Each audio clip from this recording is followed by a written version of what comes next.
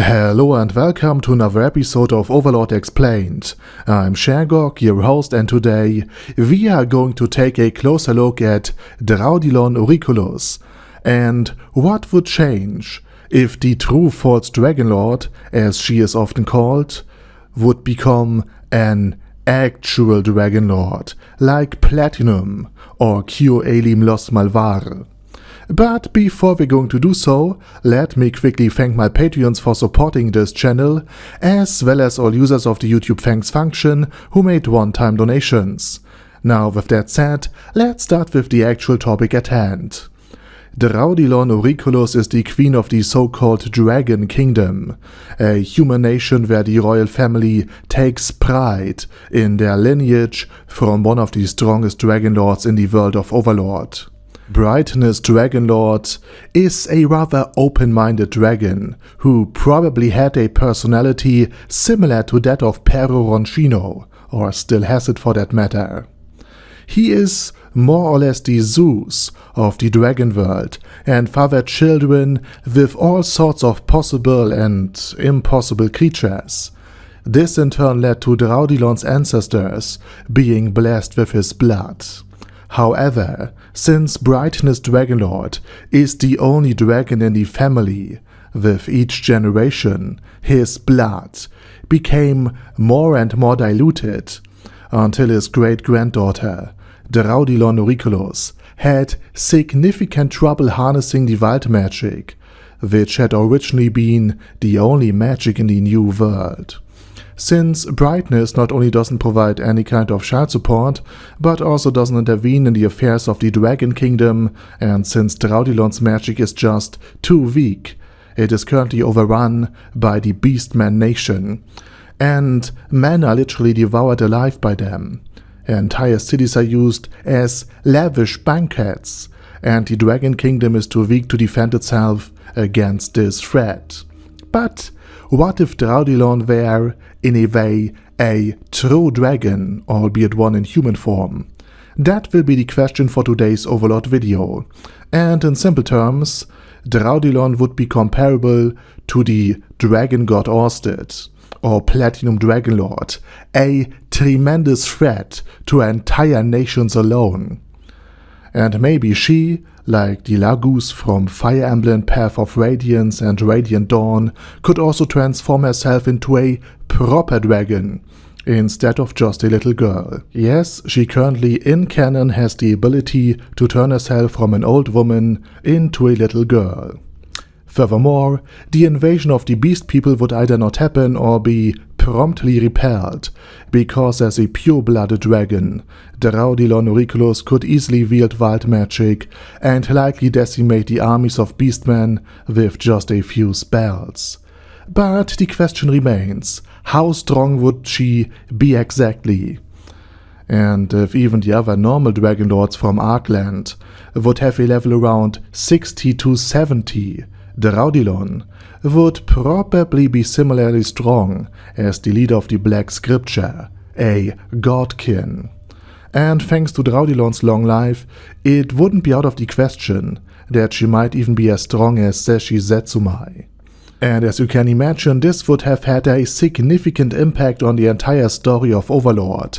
Right from the beginning, Karn, along with Henry and her little sister, would have perished, simply because the other scriptures of Slain wouldn't have been concerned with protecting the Dragon Kingdom against external foes.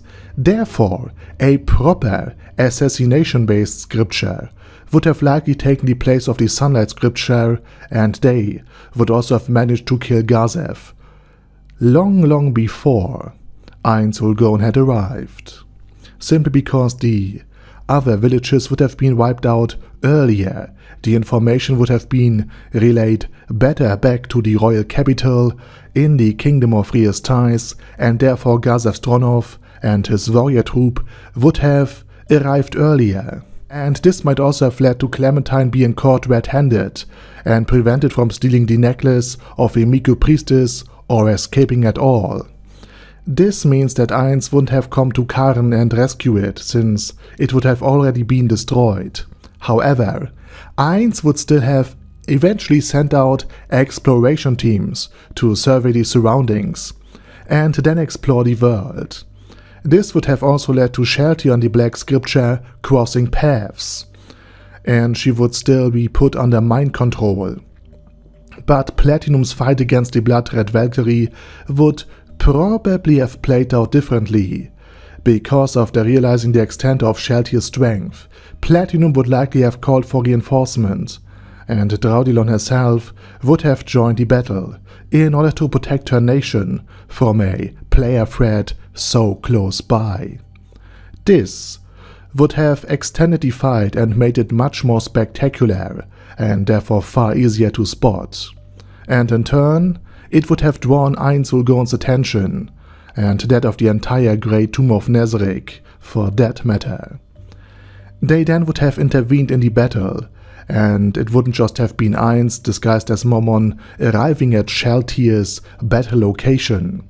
Platinum and Draudilon would then retreat, since reinforcement, at least from their perspective, would have had arrived, and Sheltie would then either remain neutral, as she wasn't attacked by the Great Tomb, or she would have fought against Nezarec's forces.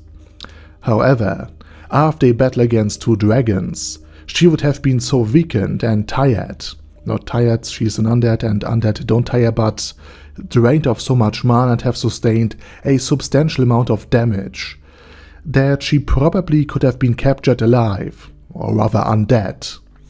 This would lead to Ainz and the rest of Nezarec not seeing it as an attack from a hostile guild, but as an attack from one of the dragons that would then be blamed for putting Sheltie under mind control. Perhaps ainz would then think that the Dragon Lords would attack players in order to steal their world-class items.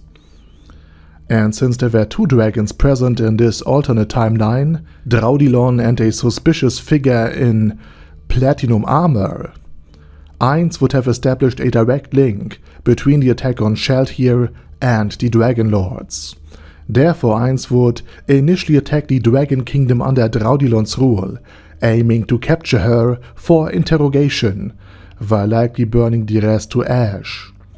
After the alliance with Platinum and the revelation of the blood ties to Brightness Dragonlord would then have been exposed, Ainz and his guild would confront Arkland, Platinum, and Brightness. And you can already see that the story would have become kind of a speedrun, and that the dragons, due to their weakened state from their previous battle against the 8 Great Kings, wouldn't be able to withstand Nezarec's overwhelming wrath and power.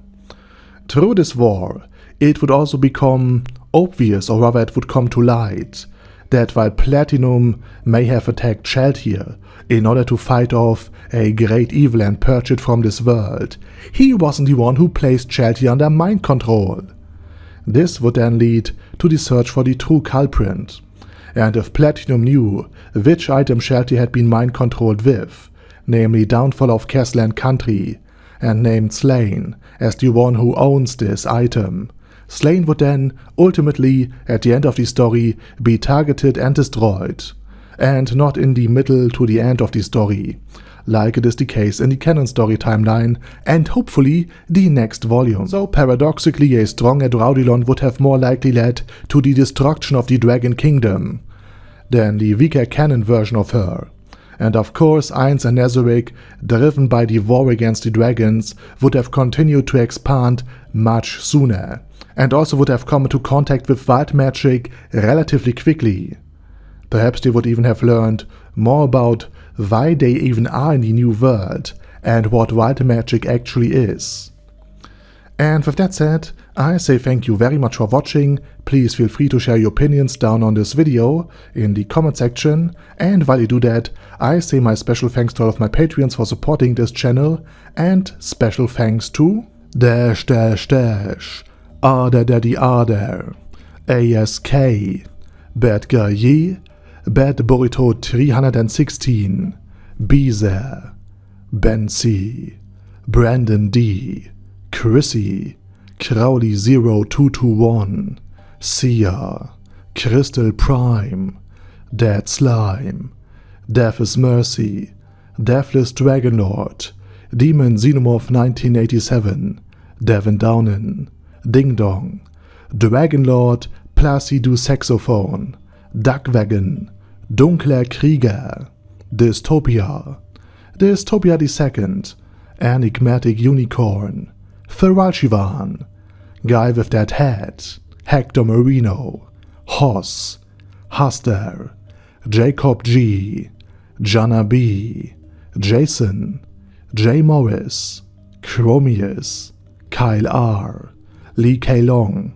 Legendarius, Lelouch Britannia with a Mustache, Lexus Fox, Lord Nishikian Rai, Lord Touch Me, Loverazor, Mervek, Mr. Shoes, Mr. Tweaker, Michael R, Michael Y, Nope, Oh Hell No, Normal Toad, O'Kill, Overlord General Gasper, Paddy Pantum, Personage, Primus 11, Rhinomere, Cune Caracos P, Shergox's Daddy, Shadow Lightning Wolf, Shrine Keeper, Super Tier Magic Batista Bomb, Supreme Cheese, Staris, Ted, Texas Deer, The Orc Warboss, Rocket Smasher, T.E. Wang, Vash Hawkeye, Vegito 27, Venture Fanatic, Wilhelm,